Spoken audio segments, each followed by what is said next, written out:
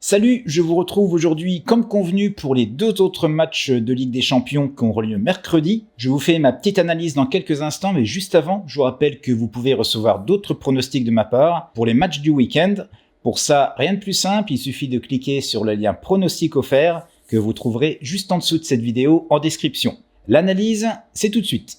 Alors nos deux matchs pour cette soirée de mercredi, c'est Atalanta contre le Real et le Borussia Mönchengladbach contre Manchester City. Je commence par Atalanta. Alors c'est une première, les deux clubs ne se sont jamais rencontrés en Ligue des Champions. Atalanta fait une bonne saison, ils sont actuellement 4e avec une belle victoire contre Napoli le week-end dernier, 4-2. Atalanta n'est pas toujours une équipe facile sur laquelle parier, ils ont parfois des performances un peu douteuses. Je m'explique, par exemple, le match qu'ils ont fait contre Torino début février. Ils avaient écrasé les 20 premières minutes du match en menant rapidement 3-0 pour au final se faire remonter par le Torino et faire match nul 3 buts partout. Alors que Torino, c'est pas la meilleure équipe cette saison. Mais bon, Atalanta est sur une bonne dynamique.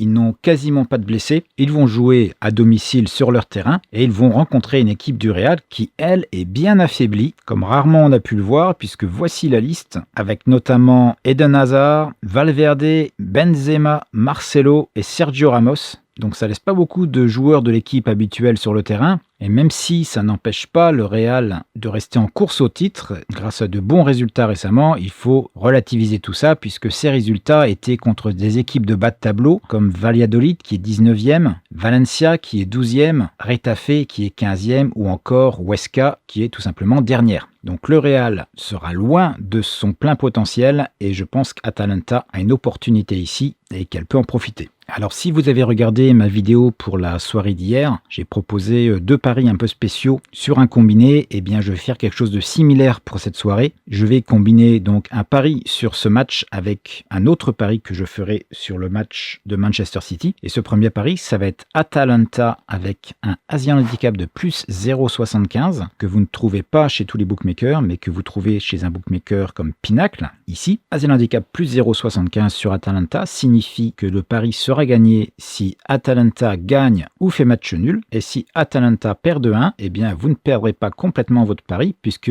la moitié de votre mise de départ sera remboursée, ce qui va vous permettre, dans ce cas, d'avoir toujours votre pari combiné vivant malgré cette défaite de 1 but. Et le pari sera perdu si Atalanta perd par 2 buts de différence ou plus. Donc si vous pariez chez un bookmaker où ce type de handicap n'est pas disponible, vous avez toujours l'option Asian Handicap plus 0,50 qui correspond à victoire d'Atalanta ou match nul, qui est disponible sur tous les bookmakers. La cote sera un petit peu plus haute, ici à 1,44 au lieu de 1,32, 1,33 tout à l'heure. Mais la différence, c'est que si Atalanta perd de 1 but, eh bien au lieu d'avoir la moitié de votre mise remboursée, votre pari sera perdu et votre combiné s'arrêtera là. Donc je valide ce premier pari et je passe tout de suite à mon deuxième match de la soirée, Mönchengladbach contre Manchester City. Alors c'est sans doute le match le moins équilibré de la soirée car déjà Mönchengladbach ne jouera pas à domicile comme c'était prévu, mais ça va se jouer à Budapest en Hongrie, donc sur terrain neutre. Mönchengladbach qui avait réussi un bon début de saison souffre depuis quelques semaines et dégringole progressivement au classement pour être à la 8e place actuellement et viennent tout simplement de concéder 2 défaites à domicile, et ça contre 2 équipes de bas de tableau, Cologne et Mayence. Donc ça ne se passe pas très bien en ce moment, surtout qu'il n'y a pas vraiment d'absents dans l'équipe. Au niveau du face-à-face avec City, eh bien, il y a eu 4 rencontres jouées en Ligue des Champions, 3 victoires pour Manchester et 1 match nul. Et les 2 dernières rencontres s'étaient jouées en 2016 en phase de groupe.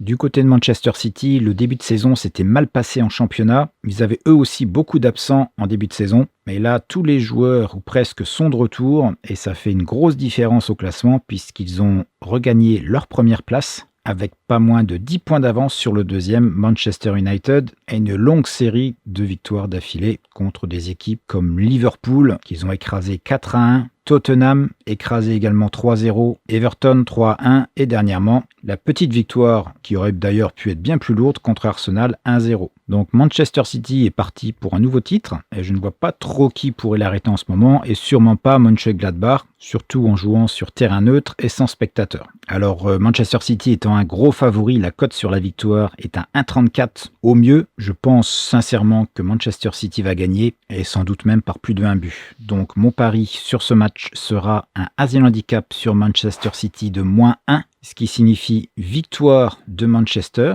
rembourser 6 victoires par un seul but de différence. Nous avons ici une cote à 1,48. Et comme je le disais dans la vidéo d'hier, quand vous pariez sur Pinnacle et que vous êtes en mode single, pour combiner les deux paris que j'ai ici, il vous suffit de cliquer sur Parler dans le petit onglet juste à côté. Et voilà, vous êtes en mode combiné avec une cote pour nos deux matchs à 1,96. Et sur ce pari, je miserai 1,5% de mon capital.